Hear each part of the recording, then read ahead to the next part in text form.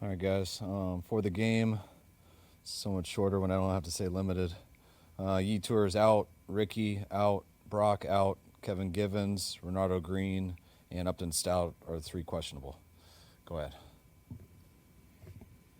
What progress have you seen from Brock this week in practice? He was able to get out there, throw more. Thought it was definitely a step further ahead than it was last week, so going the right direction. What's the plan for George and Kevin Givens on Sunday? George is playing, and Kevin most likely is. We got to talk about that as staff later today. How limited might George be in the scheme of things? He's available for all plays. Do you have a pitch count for him? No pinch count. I mean, George has rehabbed really well. Came back 100%. Has a good week of practice. So, we'll space it out throughout the game. But yeah, no pinch count. How big is it to get George's leadership back right now after you lose Fred? I think that's big, but I think the bigger part is getting him on the field. I mean, it's always good to have good leaders around and stuff, but it starts with being on the field. What does Watkins look like this week, and is there a chance that teams will defend you differently if you put that kind of speed on the field? It depends what they do. He hasn't been out there yet in an NFL game, so I don't think people really care until you make a play like that. I thought he's come back from his injury well, had a real good week of practice. Looks like he's healed, he's gotten in shape, and had a good week, so we'll see if he's up. Do you have to meter George in at all, or is he just full Is that the go? what? You have to kind of slow George, kind of like how you did with Malik Mustafa. Did you have to? No, Malik had no training camp, hadn't had a practice in a year with his ACL, so that's different than someone who had a full training camp, full off season, had a hamstring, so he's been out the last 5 or 6 weeks, but he's been preparing the last 2 weeks to play football, so a little different story. You expect to see Nick Barton up this week? Yeah, I do. What do the Falcons do to, beyond have some good players, but what do they do to create pressure defensively? They call pressures. They do it a lot. I think they have probably as much of a 5-man rush as anyone we've seen this year, just a percentage of it. So they're doing it a lot, changing their coverage up behind it, and sometimes they bring more than that, but usually it's 5. They're doing it first, second down, third down to even get some more aggressive, and whether it's 4 guys, 5 guys coming, or 6, they're all good rushers. They're very active, they're very aggressive, play very hard, and have some speed. Can you envision at all Brock being active but not starting as he comes off the injury, or once he's good to go, he's starting? I mean, if Brock's good to go, I picture him starting. But, there's ways that he could be. We talked even, I think, week 2 or 3 about a possible emergency quarterback and things like that. So we'll always do what's best for him and best for the team, depending on what that situation is that week. Does Bobby Turner still determine the running back rotation during games? Is that up to him? Ultimately, I'm the head coach, so, I don't put anything on anyone else like that. But there's a lot going on in games, so position coaches are usually rotating their guys and things like that. There's certain times I'll ask for specific people, but their main job is to keep their guys going, keep them fresh, and also to let me know when they are in and out, so I have an idea. So I'm not surprised with what I'm calling. When you look at the Falcons' offense, I assume most teams pinpoint Bijan Robinson as a guy you got to contain, and yet he still seems to go off every week. What makes him so tough to stop? What makes him so good? Real talented running back. I mean, he's one of the faster guys in the league. He's got real good balance. And just pure talent as a runner, how good he is in the pass game. I mean, when you can do both like that, it's you're going to get touches. I mean, it always starts with touches with running back, but when you can do it in the pass game too, it goes up, and he's got a lot of good guys around him, which makes it even easier for him. With a couple cornerbacks questionable, what have you seen out of Luter this week, and then is Demo going into the slot an option? Demo going to the slot's always an option. We know he's done that at a high level, and I think Lute had a really good week of practice. I think Lute had a real good game, I believe, versus Jacksonville, and just continues to keep getting better. Upton Stout? He hurt his ankle on the last play of practice yesterday. General question about linebackers. There's a sentiment out there that with a couple of prominent exceptions, linebacking play isn't as good as it was, say, in last decade and earlier phases. Do you agree with that? And if so, what do you think is behind that? I think the league's a little bit different now, like what's required out of linebackers.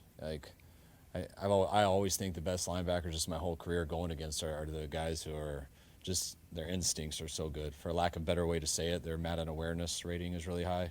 Not actually on Madden, but in real life. The guys like that's why we wanted to hire KJ Wright. He was so hard to go against because just his feel and his anticipation of what you were trying to do to him. Bobby Wagner was the same way. That's what to me makes Fred elite. Guys like Luke Kuechly, Sean Lee, like some of the toughest guys to go against. And then back in the day, you also had guys that weren't necessarily that way, but they could run and hit so much that they also had such a huge impact. I think now, with all the things that offenses do to people and stuff, it's really hard to be successful if you're not both. Almost like a quarterback position. There's a lot of real talented quarterbacks who don't necessarily always play at a high level of quarterback in the NFL, and it's because of all that goes into it. Just with truly just having to play the position, and I kind of look at linebacker very similar. Expect Sky Moore to retain punt return duties? Yeah, I think he's done a hell of a job. So we'll see. What can you tell us about Adrian Martinez now that you've watched him a few weeks in practice? How would you describe him? I'm excited that we got him here. I didn't know a lot about him before he got here. He impressed us right away, and I think he's gotten better each week. Him having these opportunities, being the 2 for a few weeks now, has got himself a chance to show more. Last week, taking so many of the 1 reps with Mac not able to get through a lot of practice last week. So I think he's gotten more used to what we're doing, and we noticed right away he was talented, but he's been able to handle the offense so far, and we've enjoyed him as a person too. Clay was saying yesterday he feels like explosive plays are a lot harder to come by just across the league in general. I'm assuming you agree with that. What are you seeing that's making that more difficult for? I think the style of defense that people play. Every team's different, but just on a whole, it's a lot more top down. Back in the day, you used to get a 6-yard run, and the defensive staff would be like the world's ending. But if you completed a 6-yard check down on a pass, you'd see them all chest bumping each other and celebrating how good their coverage is. And that used to be back in the day, which made a lot of people a lot more aggressive to me to stop the run, which does, but it allows explosives in the run and pass game both. I feel like now people don't worry as much about that. Like, take your 6-yard run, take your 6-yard pass, just do it, whatever you want to do, but we're going to find a way to get off on 3rd down, or we don't think you can do it 14 plays in a row to get 7. So I'd say it's more of that. Defenses are more conservative as a whole, which makes it hard to get explosives. You guys obviously had a lot of high expectations for Mikel when you guys drafted him. Once Nick went down, did that ramp up the pressure on him at all? And if so, how do you feel he's handled it? I don't think it ramps the pressure up on him at all. I think it does from a perception standpoint. From outside of here, it's just how the world works and how it should, I guess. Your number 1 pass rusher goes down, everyone expects your top 10 pick to replace him, or 11, whatever we were. When Fred Warner goes down, everyone wants to know how's Tatum going to step it up, and it's not really like that. Guys need to try to be the best that they can. I think Mikel's had a very good rookie year so far, 6 games in or whatever it is, and my biggest thing with Mikel, whether Nick's here, whether anyone's here, is that he gets better each week. And focuses on that stuff, and I feel that he has. He's doing it in a lot of different ways, whether it's pass rush, whether it's run game, whether it's outside, whether it's inside. Just how to work each day and how to be a good teammate, be a good leader for a rookie, and I'm really pumped he's here, and I know we'd do the exact same thing over if we had that opportunity again. Rebuild chemistry with Kendrick. How has he and George been working in practice so far? Good. I always get thrown off with the chemistry question because George is good at getting open, and Mac is good at throwing to the guy in progression who's open. So, it doesn't matter really that they're new or anything like that. Mac's going to focus on getting the ball to the right spot based off of the defense, and George is going to try to get open and beat the guy in front of him every time. Whether guys connect or a lot, I don't always think that's necessarily about chemistry. It has to do with just how the game went out and whether both of those guys were prepared and doing their job right. So when it did go to them, what's the percentage of them making the play? And George has done this for a long time, and I think Mac will be excited that he's out there. Jacob? I think he's getting close. I'm not sure if it's exactly next week or not, but I know it's getting soon. How Mac is doing physically? I know he had some dents and dings the past previous games. Yeah, Mac, you said? Mac?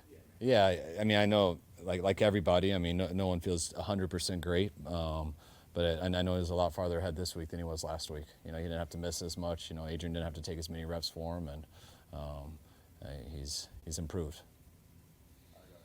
All right, thanks, guys.